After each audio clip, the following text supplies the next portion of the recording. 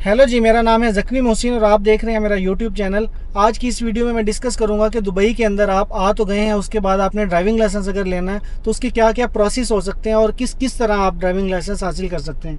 Driving licence हासिल करने के लिए जो सबसे ज़्यादा इंपॉर्टेंट चीज़ है वो ये है कि आप एलिजिबल होने चाहिए।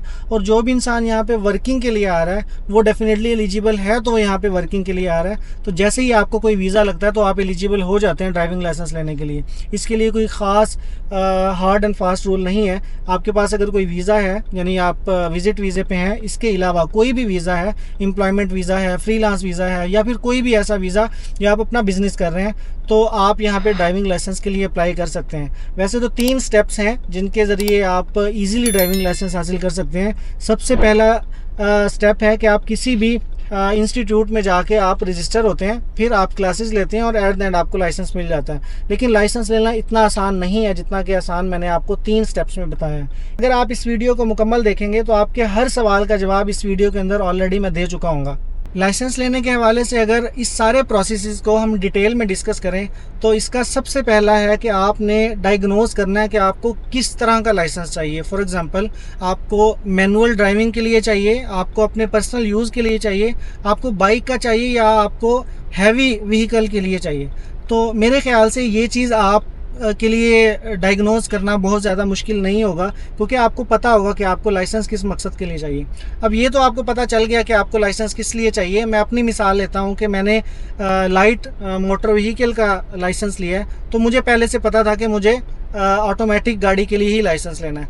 अब उसके लिए मैंने क्या किया, मैंने सबसे पहले अपने इर्द गिर्द जितने भी रेजिडेंस से रिलेटेड उसके करीब जितने भी इंस्टीट्यूट्स थे, मैंने उनसे जाके विज़िट किया, उनसे सारे पैकेजेस की इंफॉर्मेशन ली। नॉर्मली मुझे जो डिटेल मिली उसमें लाइट मोटर व्हीकल के हवाले से 2 ऑप्शन मिले। एक ऑप्शन था कि मैं नॉर्मल तरीके से उनका पैकेज ले लूँ, दूसरा ऑप्शन था कि मैं उनसे लमसम पे, जिसको दुबई के अंदर ज़्यादातर लोग ठेका के नाम से कहते हैं, तो ठेका ले लूँ। मुझे लगा कि मैं कोशिश करता हूँ कि मैं ज़्यादा फेल नहीं होऊंगा और जल्द अज जल्द अपने ड्राइविंग लाइसेंस को क्लियर करने की कोशिश करूँगा बगैर पैसे ज़ाया करने के। क्योंकि हर स्टेप पे जब भी आप फेल होते हैं तो आपको कुछ इजाफी चार्जेस पे करने पड़ते हैं, जो कि ऐड होने के बाद ऐड होते होते वो आपकी टोटल जो पैकेज है उसको काफ़ी ज़्यादा कर देते हैं। फॉर एग्ज़ाम्पल, अभी मुझे नॉर्मल जो पैकेज था वो मुझे मिला 4000 का। डिफरेंट टाइमिंग के हवाले से डिफरेंट पैकेजेस थे। फॉर एग्जांपल, अगर जॉब टाइम के अंदर आप जाके पैकेज लेते हैं तो आपको 200-300 दिरहम सस्ता मिलेगा। अगर आप रात के टाइम लेते हैं तो आपको 200-300 दिरहम कंपैरेटिवली महंगा मिलेगा। और अगर आप वीकेंड क्लासेस लेते हैं तो फिर इसी तरह आपको 300-400 दिरहम और ज़्यादा महंगा मिल सकता है। लेकिन डिफरेंट इंस्टीट्यूट्स के डिफरेंट पैकेजेस थे, ऑलमोस्ट रेट्स उनके यही थे जो मैं आपको बता रहा हूँ। अब मैंने पैकेज ले लिया जो कि रात के टाइम का था, यानी कि डेली क्लासेस होंगी, वीकेंड पे नहीं होंगी। अगर वीकेंड पे मेरी क्लासेस होती तो पूरा हफ्ता भी होता और साथ में वीकेंड भी इंक्लूड होता और 300-400 दिरहम इजाफी लग जाते। मेरे माइंड में ये था कि वीकेंड पे थोड़ा मैं ड्राइविंग लाइसेंस के हवाले से ख़ुद को मसरूफ़ नहीं रखूँगा, मैं ख़ुद को बिल्कुल ईजी रखूँगा, क्योंकि वीकेंड पे ज़्यादातर लोग बाहर निकलते हैं और घूमते हैं, तो मैंने ख़ुद को बाउंड नहीं रखा वीकेंड के हवाले से, तो मैंने पैकेज ले लिया। अब उसके बाद जो दूसरा स्टेप था, मैंने इंस्टीट्यूट फ़ाइनल किया, मैंने पैकेज फ़ाइनल किया, मैंने ये तय कर लिया कि मैंने कौन सा लाइसेंस लेना है। ये सब करने के बाद जब मेरी रजिस्ट्रेशन हो गई, जैसे ही मैंने रजिस्ट्रेशन करवाई तो उसके बाद उन्होंने मुझे एक लॉगिन पासवर्ड और ईमेल दे दिया जो कि मेरी ऐप का था। ऐप के अंदर मुझे प्रॉपर उन्होंने गाइड किया, एक एक स्टेप पे उन्होंने मुझे बताया कि इस तरह आपने क्लासेस लेनी है। और उन क्लासेस में बहुत ज़्यादा चीज़ें नहीं थी, रोड्स के रूल रेगुलेशन, साइंस और राउंड अबाउट से रिलेटेड जो बेसिक वर्बल इंफॉर्मेशन होती है उसके MCQs थे। अब वो MCQs के ज़रिए सिखाते रहे। ऑलमोस्ट मैं छोटे छोटे टेस्ट करने के बाद 1 हफ़्ता या 10 दिन के अंदर जाके इंस्टीट्यूट में कह चुका था कि मैंने ये सारा प्रोसेस मुकम्मल कर लिया है। तो अब आप मुझे एक थ्योरी का जो RTA का टेस्ट है उसके लिए मेरी बुकिंग कर लें। उन्होंने उसकी बुकिंग मेरी कर ली। बुकिंग के बाद 2-3 दिन के अंदर मेरा वो टेस्ट हुआ और अल्हम्दुलिल्लाह मैं पास हो गया।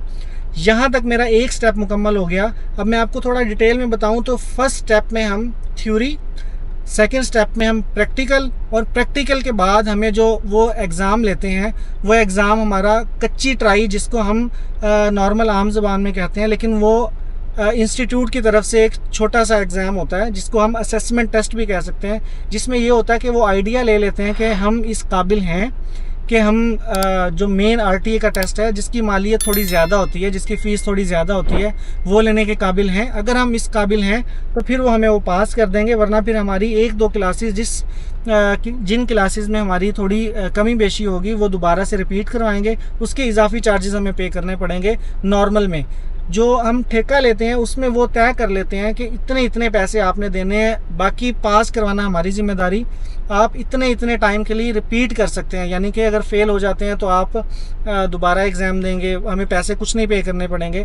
तो वो ऑलमोस्ट 2-3 हज़ार दिरहम का डिफरेंस होता है मेन पैकेज से। फॉर एग्जांपल एक पैकेज 4,000 या 4500 का है, तो 3,000, 7,000 से 8,000 के दरमियान आपको एक लमसम पैकेज भी दे दिया जाता है, जिसके अंदर आप बारहा फेल भी हो जाएं तो वो सारी रिस्पॉन्सिबिलिटी उस इंस्टीट्यूट की होती है, जो इंस्टीट्यूट आपको वो फैसिलिटेट कर रहा है, जिस इंस्टीट्यूट में आपने एडमिशन लिया है, या फिर जिस इंस्टीट्यूट के थ्रू आप RTA का ये सारा परमिट लेके और प्रोसेस कर रहे हैं। अगर असेसमेंट टेस्ट में पास हो जाता हूँ तो फिर वो मुझे RTA के टेस्ट की तरफ लेके जाएंगे, और RTA का टेस्ट कंप्लीट होने के बाद फिर मुझे पार्किंग की क्लासेस शुरू कर दी जाएंगी। पार्किंग की 4 क्लासेस जो कि तकरीबन 8 घंटे की होंगी, आपको डिफरेंट टाइम के अंदर भी जाना पड़ सकता है, और टाइम की और शेड्यूल की अवेलेबिलिटी के हवाले से आपको दिन में 2 घंटे की क्लासेस भी दे देते हैं वो। अब जैसे ही आप ये क्लासेस लेंगे तो आपको फिर से एक दफ़ा उस इंस्टीट्यूट की तरफ से एक असेसमेंट ली जाएगी, जिस असेसमेंट में आप पार्किंग लगाएंगे। 3 किस्म की पार्किंग्स होती हैं, ये डिटेल आपको बाद में पता चलेगी, क्योंकि अभी आपको इतनी डिटेल में मैं बताऊंगा तो आप कंफ्यूज हो जाएंगे। तो वो पार्किंग की तीनों क्लासेस के बाद आप टेस्ट देंगे, जो कि इंस्टीट्यूट की तरफ से होगा। अगर वो आप पास कर लेते हैं तो फिर RTA का आपका पार्किंग का टेस्ट होगा। ये टेस्ट अगर पास कर लिया आपने तो इसके बाद आपको 2 घंटे की क्लासेस होंगी, जो कि हाईवे की क्लासेस होंगी। हाईवे के अंदर क्या होता है कि आपको मेन रोड्स जो कि 100 और 120 स्पीड के होते हैं वहाँ पे लेके जाते हैं, और लॉन्ग रूट पे आपको थोड़ा ड्राइव करके चेक करते हैं, असेस करते हैं कि आपका ड्राइविंग करने का अंदाज़ कैसा है, क्या आप इतने सेंसिबल हो चुके हैं, आपका गाड़ी पे कंट्रोल है, आपकी जजमेंट क्या है कि कोई गाड़ी जो करीब आपके आ रही है या दूर से आपके करीब आ रही है या लेन चेंज कर रही है, तो आपका बिहेवियर क्या उस टाइम रिस्पॉन्स करता है, आपका माइंड क्या रिस्पॉन्स करता है। ये सारी चीज़ें असेस करने के बाद फिर वो फाइनली आपको RTA का फाइनल टेस्ट की तरफ रजिस्टर कर देते हैं, और वो टेस्ट पास करने के बाद फाइनली आपके पास कार्ड जो कि लाइसेंस की सूरत में होगा वो आपको मिल जाएगा। तो ये सारी जितने भी मैंने स्केड्यूल बताया है, इस स्केड्यूल के बारे में कुछ भी आपका क्वेश्चन है वो आप मुझसे पूछ सकते हैं। इस स्केड्यूल से रिलेट कोई भी क्यूरी है वो आप मुझसे पूछ सकते हैं, और आपके माइंड में कोई भी कन्फ्यूजन है वो कमेंट्स में आप पूछेंगे तो मैं आपको ज़रूर जवाब भी दूंगा, और हो सकता है कि मैं वीडियो भी बना दूं। इस सीरीज़ की अगली वीडियो जिसमें मैंने आइडिया दिया है कि फाइनल ट्राई के अंदर जो जो हर्डल्स आती हैं उसे पास करने के लिए आपका बिहेवियर या आपको क्या क्या तरीके और क्या क्या एहतियातें यूज़ करनी चाहिए, जिनसे जो साथ बैठा हुआ एग्जामिनर है वो मुतासिर भी हो सकता है, और वो इस चीज़ को अच्छे से जांच सकता है कि आपको ड्राइविंग लाइसेंस दे दिया जाए। क्योंकि गाड़ी को चलाना उस वक़्त में इतना इम्पोर्टेंट नहीं होता जितना कि बाकी कुछ ऐसी चीज़ें हैं जिनके बारे में मैं आपको उस वीडियो में बताऊंगा।